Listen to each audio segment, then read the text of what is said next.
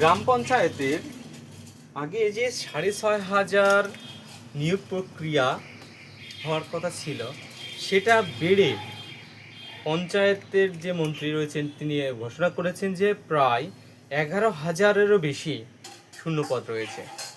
এবার এই 11,000 শূন্যপদ শুধু গ্রাম পঞ্চায়েতে, এবার আইসিডিএস, তারপরে গ্রুপ ডি, সমস্ত কিছু মিলিয়ে প্রায় 4 লাখ শূন্যপদ রয়েছে। এই ওয়েস্ট বেঙ্গলে বর্তমানে 4 লাখ শূন্যপদ। কত শূন্যপদ রয়েছে?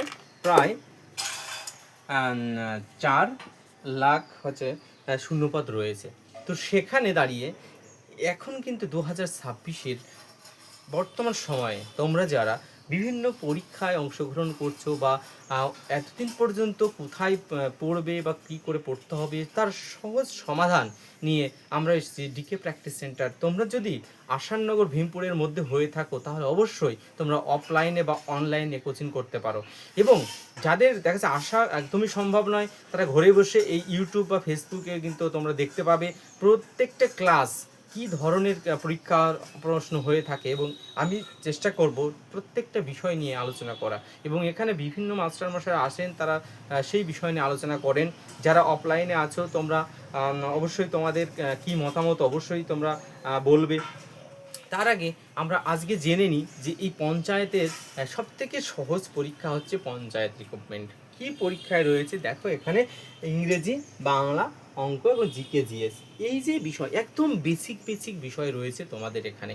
এবং এই বিষয়গুলো আমি যদি কথা বলি দেখবে বর্তমান সমাজের সকলেই ম্যাথ পারে, ম্যাথ, রিজনিং, জিআই, জিকে সকলেই কিন্তু পারছে, কিন্তু একটা জায়গায় মানুষের খামতি থেকে যাচ্ছে, সেটা হচ্ছে ইংলিশ। ইংলিশের যে বেসিক গ্রামার, এই গ্রামারগুলো অনেকেই কিন্তু তোমাদের প্র্যাকটিস নেই, যার কারণেই তোমরা ভুলতে বসেছো। তো সেই জায়গায় আজকের আলোচনার বিষয় ইংরেজি বেসিক যে গ্রামার, সেখানে কী ধরনের কোশ্চিন হয়ে থাকে সম্পূর্ণ সেই গ্রামার ধরে ধরে আমি আজকে ক্লাস নিয়ে শুরু করব। তোমরা যারা ভিডিওটি দেখছো অবশ্যই লাইক, সাবস্ক্রাইব করো এবং বন্ধুদের মাঝে শেয়ার করো। তোমাদের কাছ থেকে তো একটাই চাও, সেটা হচ্ছে লাইক করো বা বন্ধুদের কাছে শেয়ার করো। এই চ্যানেলটি দীর্ঘদিন পর্যন্ত বন্ধ ছিল, তো আমি আবার চেষ্টা করছি, কারণ পরীক্ষা ছিল না, যার কারণ নিজেই আমি আপসেট হয়ে যাচ্ছিলাম যে কি পড়াবো, মোটিভ আমি হারিয়ে ফেলছিলাম। তো বর্তমানে রিক্রুটমেন্ট কিন্তু এসে যে সেই জায়গায় তোমরাও কিন্তু আবার নতুন করে সুযোগ নাও। তো আজকের যে বিষয় দেখো কি কি বিষয় রয়েছে এই গ্রামারের মধ্যে, তোমাকে কি কি করতে হবে দেখো, অনেক বড় বড় গ্রামার রয়েছে, সেগুলো তোমাকে জানতে হবে না। একদম বেসিক বেসিক গ্রামার যেগুলো তুমি পড়েছো ক্লাস 6, 7, 8, 9, ক্লাস 6, 7, 8, 9, 10, এই যে 4টি ক্লাসে তুমি যে গ্রামারগুলো পড়েছো এই গ্রামারের মধ্যেই কিন্তু আমাকে পড়বে। যেমন একটা বিষয় তোমাদের বলি, সেটা হচ্ছে কি আছে প্রথমে দেখো, আমি তাহলে গ্রামার ইংরেজি, আজকের বিষয় হচ্ছে ইংরেজি গ্রামার। ইংরেজি গ্রামারের মধ্যে কি কি রয়েছে প্রথমে যদি আমি দেখি একদম সহজ করে, আর্টিকেল প্রথমে যে পড়বে সেটা হচ্ছে আর্টিকেল থেকে 1 বা 2টি নাম্বার তোমাদের কিন্তু ইংরেজি গ্রামার থাকছে। তারপরে প্রিপোজিশন থাকছে, তারপরে পার্ট অফ স্পিচ, তোমার হচ্ছে কোনটা অ্যাডজেক্টিভ না কোনটা অ্যাডভার্ব, কোনটা ইন্টারজেকশন এবং কোনটা প্রোনাউন, কোনটা নাউন, এই সমস্তগুলো কিন্তু তোমাদের পার্ট অফ স্পিচের মধ্যে থেকে কিন্তু কোশ্চেন করা হয়ে থাকে। এবার রয়েছে ইরোর কারেকশান, একটা সেন্টেন্স দেওয়া থাকবে কোথায় সেটা ইরোর রয়েছে সেইটাকে তোমাকে কি করতে হবে, কারেকশান করতে হবে। আর কি হতে পারে, দেখা যাচ্ছে বিভিন্ন ছোট ছোট নেরেশনগুলো রয়েছে এবং বিভিন্ন অ্যাক্টিভ ভয়েস থেকে প্যাসিভ বা প্যাসিভ ভয়েস থেকে অ্যাক্টিভ, এই যে বিষয়, তার ফ্রেজাল ভার্ব রয়েছে, তারপরে ইডিয়ম রয়েছে, অ্যাপ্রোপ্রিয়েট প্রিপোজিশন রয়েছে, এই সমস্ত বিষয়গুলো কিন্তু তোমাদের ধরে ধরে তোমরা যদি শিখে নাও তবেই কিন্তু তোমাদের মধ্যে ইংরেজি কিন্তু ভয় কেটে যাবে। তো আমি একদম বেসিক ক্লাস থেকে শুরু করছি ইংরেজি। আজকে আমি যে বিষয়টা শুরু করব একদম বেসিক, যে বিষয় নিয়ে তোমাদের সামনে আমি চর্চা করব সেটা হচ্ছে কি বলতো, একদম প্রিপজিশন নিয়ে আলোচনা করব। তো আমি জেনারেল প্রিপজিশন নিয়ে তো অবশ্যই আলোচনা করেছি, তোমরা দেখবে আমার ভিডিওতে রয়েছে জেনারেল প্রিপজিশন। তো সেখানে দাঁড়িয়ে আজকে আমি আলোচনা করব অ্যাপ্রোপ্রিয়েট প্রিপজিশন, যেগুলো শুধুমাত্র পরীক্ষায় আসে, সেই অ্যাপ্রোপ্রিয়েট প্রিপজিশনগুলো কিন্তু আজকের আমাদের আলোচনা বিষয়। তাহলে আমরা আজকে দেখে নিই অ্যাপ্রোপ্রিয়েট প্রিপজিশন।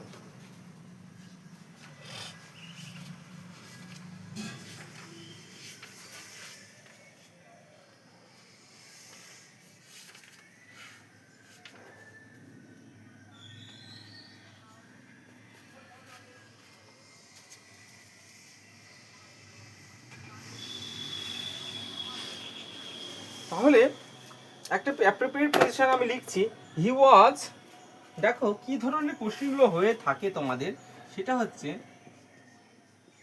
হি, বলছে he was absent, ABSENT, absent dash, absent dash school yesterday, school YESTERDA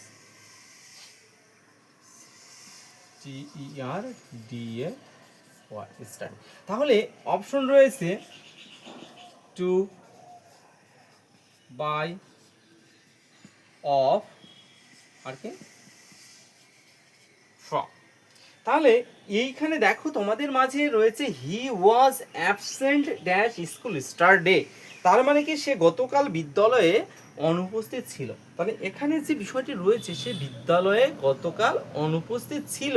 তাহলে এই যে বিষয় রয়েছে সেখানে দেখো হি ওয়াজ অ্যাবসেন্ট, দেখো অ্যাবসেন্টের পরে অ্যাবসেন্ট টু হয়, অ্যাবসেন্ট অফ হয়, অ্যাবসেন্ট বাই হয়, সমস্ত কিছুই কিন্তু সমস্ত প্রিপোজিশনগুলোই হতে পারে।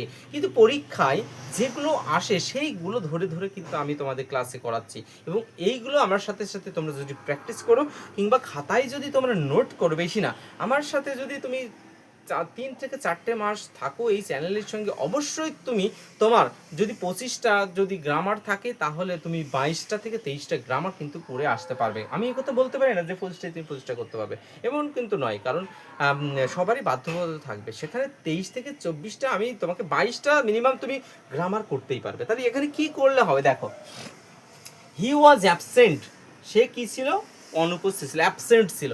কোথা থেকে ফ্রম স্কুল স্টার্টে, ফ্রম স্কুল, কোথা থেকে অনুপস্থিত ছিল, ফ্রম। তাহলে উত্তরটা কি হবে, এখানে কি হবে, ফ্রম। তাহলে ফ্রম স্কুল স্টার্টে, তাহলে হি ওয়াজ অ্যাবসেন্ট ফ্রম। তাহলে এই প্রশ্নগুলো কিন্তু অসংখ্যবার, যতবার গ্রাম পঞ্চায়েত পরীক্ষা হয়েছে বিভিন্ন জায়গায়, সেখানে কিন্তু পরীক্ষায় এসেছে। আমি কিন্তু আজকে যে বিষয় আলোচনা করছি সমস্ত প্র্যাকটিস সেট এবং এইগুলো থেকেই কিন্তু তোমাদের প্রশ্ন করা হয়ে থাকে।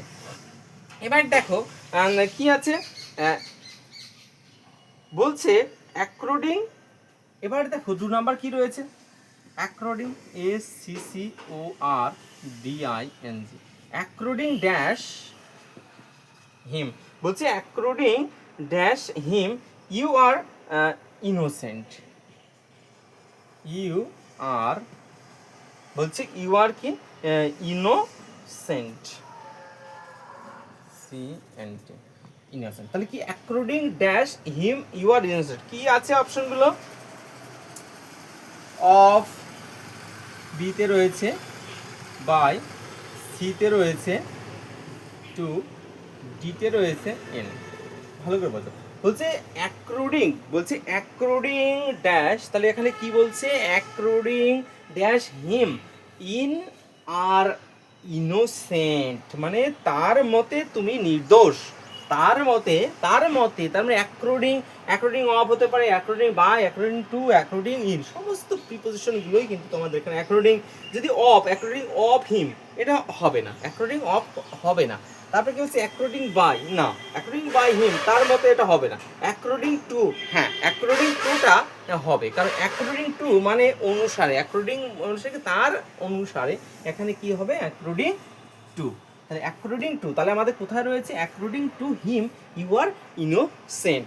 তোমরা যারা এই ধরনের প্রিপোজিশনগুলো দেখছো তো অবশ্যই খাতা নাও, খাতায় লিপিবদ্ধ করো, কারণ এখানে আমি যে মেন বেশি না, তুমি 30টা প্রিপোজিশন করে রাখো, এর মধ্যে তোমাকে পরীক্ষায় কিন্তু 30টার বাইরে কখনোই কোনো প্রিপোজিশন আজ পর্যন্ত আমি দেখিনি, আর হবে বলে আমার মনে হয় না। তবে এই 30টা কোশ্চেন তুমি আলোচনা করো, খাতায় লিখে নাও, দেখো আমার সাথে ক্লাস করো, অবশ্যই তুমি বসবে।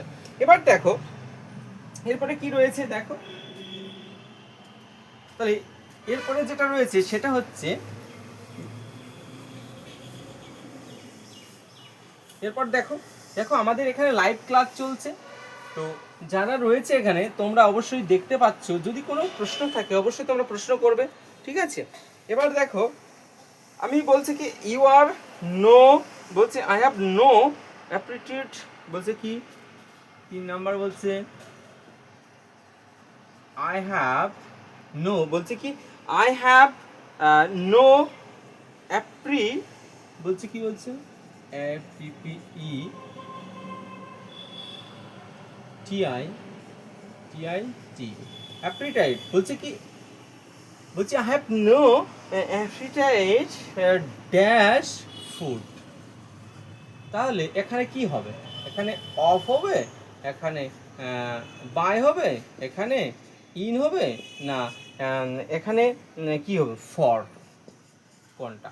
তাহলে I have no appetite dash food, তার মানে কি বলছে, আমার খাবারের প্রতি কোনো আগ্রহ নেই, আগ্রহ নেই। তাহলে এই যে অ্যাপেটাইট মানে আগ্রহ, তারপরে I have no appetite dash, আচ্ছা অফ, খাবারের প্রতি অফ না, অ্যাপেটাইট অফটা এখানে গ্রহণযোগ্য নয়, কারণ অ্যাপেটাইট অফ এখানে হবে না, অ্যাপেটাইট বাই না, অ্যাপেটাইট বায়ও হবে না, অ্যাপেটাইট ফর। তাহলে কি বলছে, I have no appetite for, তাহলে এখানে কি হবে, I have no appetite for food. তাহলে এই ধরনের কোশ্চেনগুলো কিন্তু তোমাদের পরীক্ষায় আসে। তাহলে এখানে কি বলছে, I have no appetite for food. তাহলে এবার দেখো যে বিষয়গুলো রয়েছে তোমরা অবশ্যই দেখতে পাচ্ছ, এরপরে কি রয়েছে দেখো,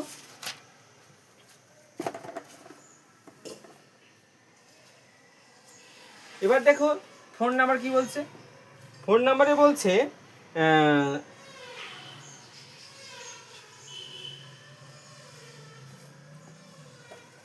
কি রয়েছে, বলছে আই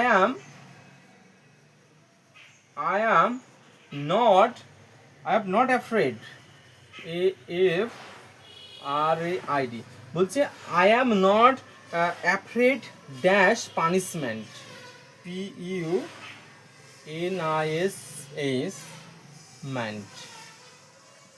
তাহলে কি হবে এখানে, অপশনে রয়েছে বাই, টু, তারপর অফ, জি নাম্বারে ইন।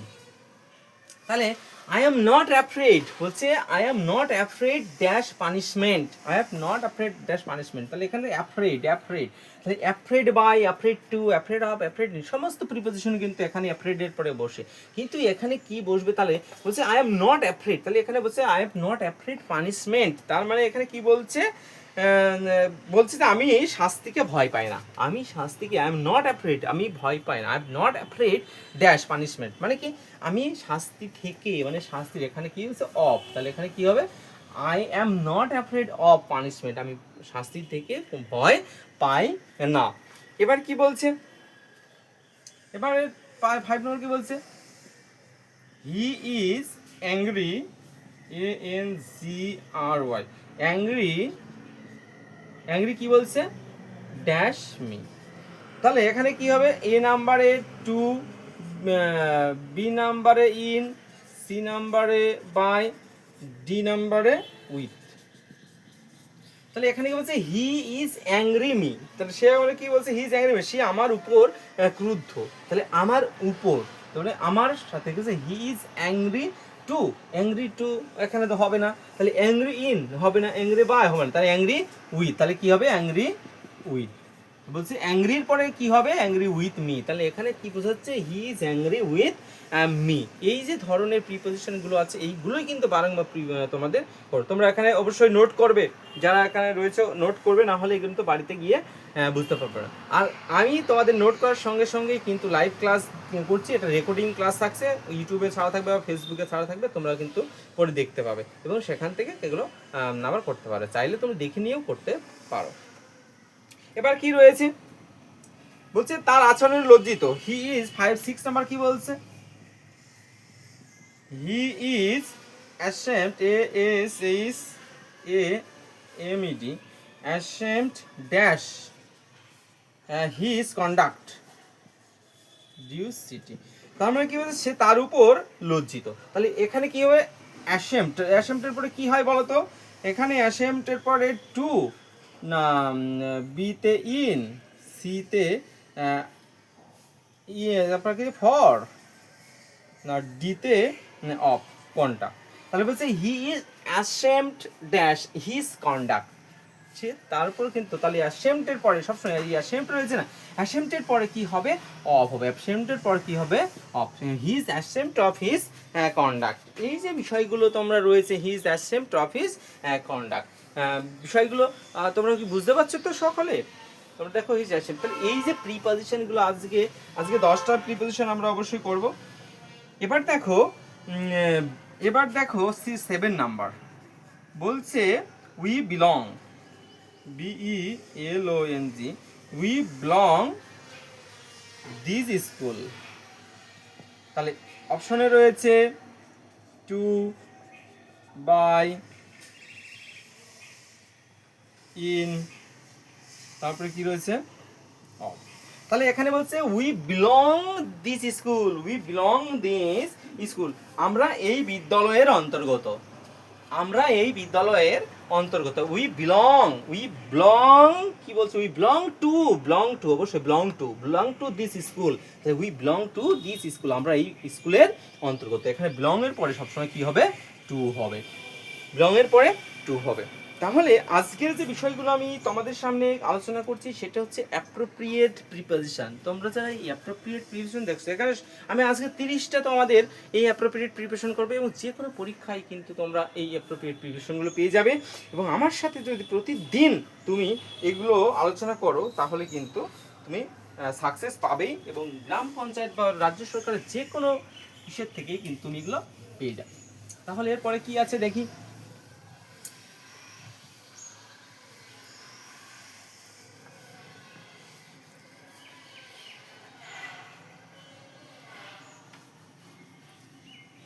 এরপরে দেখো যে বিষয়টা রয়েছে সেটা হচ্ছে কম্পেয়ার। কারণ দেখো কত 8 number, COM, compare, PAR, compare Akbar, compare Akbar dash Aurangzeb, AURAN জেব, CAB। তাহলে কি বলছে, কম্পেয়ার আকবর ড্যাশ औरंगजेब। তাহলে দুজনেই কিন্তু, একজন হচ্ছে আকবর, একজন হচ্ছে औरंगजेब, দুজনের মধ্যে যখন কাজ হচ্ছে তখন কিন্তু আমরা জানি তাহলে কি হবে। এখানে বলছে আকবরের সঙ্গে औरंगजेब তুলনা করো, আকবরের সঙ্গে औरंगजेब। তাহলে অপশনে কি রয়েছে, অপশনে রয়েছে উইথ, টু, সি নাম্বারে রয়েছে ইন এবং ডি নাম্বারে রয়েছে ফর।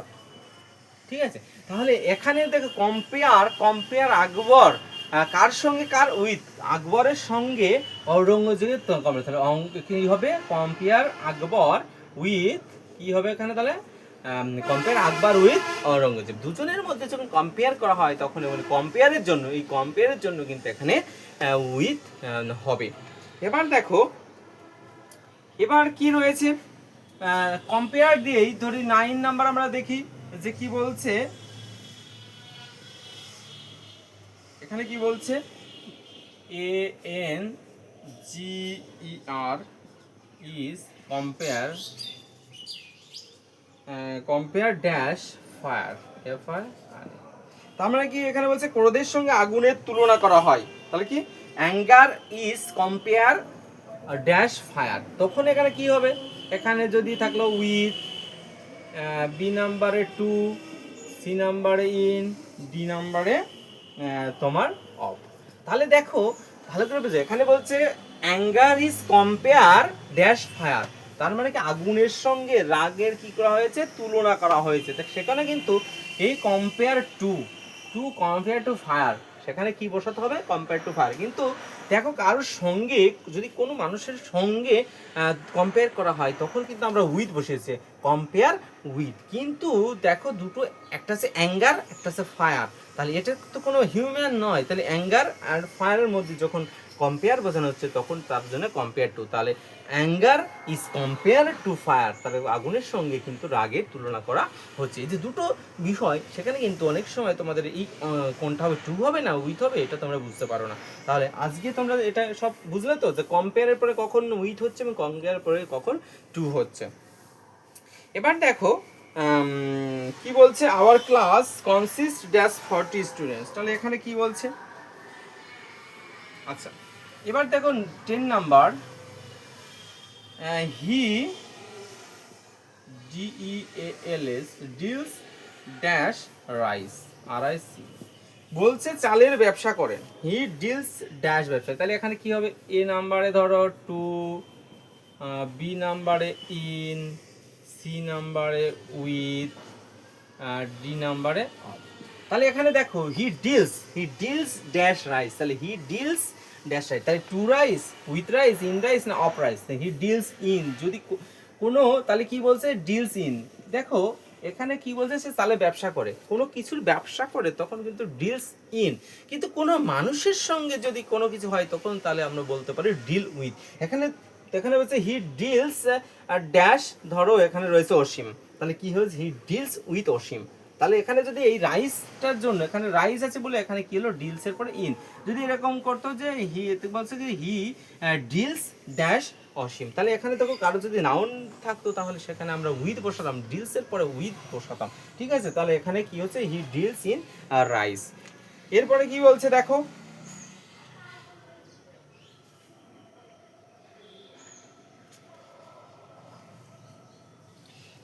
এবার দেখো 11 নাম্বার বলছে I have greater GREAT great faith FAITH faith dash god. তার মানে হচ্ছে আমরা ঈশ্বরের প্রতি গভীর বিশ্বাস আছে, বলছে আমার ঈশ্বরের প্রতি গভীর বিশ্বাস আছে, তাহলে গভীর বিশ্বাস আছে, তাহলে অপশন ডি ইন, অফ, তারপরে কি বলছে আমার ঈশ্বরের প্রতি কি আছে উইথ, ডি নাম্বারটা ফ্রম। তাহলে কোনটা বলছে I have great faith dash god, তাহলে এই যে ফেথ ইন গড কি হবে, তাহলে faith in god, I have great faith in god, তাহলে কি বলছে ফেথের পরে সবসময় কি হবে ফেথ ইন গড, তাহলে ভগবানের প্রতি আমার একটা বিশ্বাস রয়েছে যে আমি এই কাজটি সম্পূর্ণ করতে পারবো। তাহলে কি রয়েছে I have great faith in god. তাহলে তোমরা যারা দেখছো কোনো কোশ্চেন থাকলে অবশ্যই তোমরা কথা বলবে।